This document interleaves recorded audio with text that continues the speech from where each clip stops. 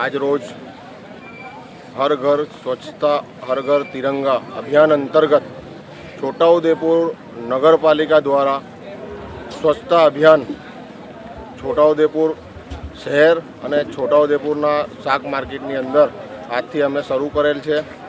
છોટાઉદેપુર નગરને સ્વચ્છ રાખવાની પ્રતિજ્ઞા લીધી છે, શપથ લીધી છે આજે. અને છોટાઉદેપુર નગરપાલિકા દ્વારા સરકાર શ્રીમાંથી જણાવવામાં આવેલ સૂચનાઓ મુજબ તિરંગા ફ્રી હર ઘર તિરંગા અભિયાન અંતર્ગત છોટાઉદેપુર નગરપાલિકા ફ્રીમાં તિરંગા વિતરણ કરશે.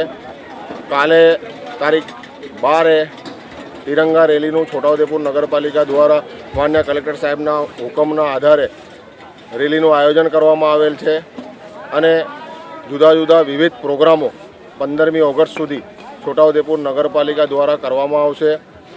છોટાઉદેપુર નગરના સફાઈ કર્મચારીઓ દ્વારા આજે છોટાઉદેપુર નગરને સ્વચ્છ ભારત અભિયાન અંતર્ગત સ્વચ્છતા કરવામાં આવી રહી છે.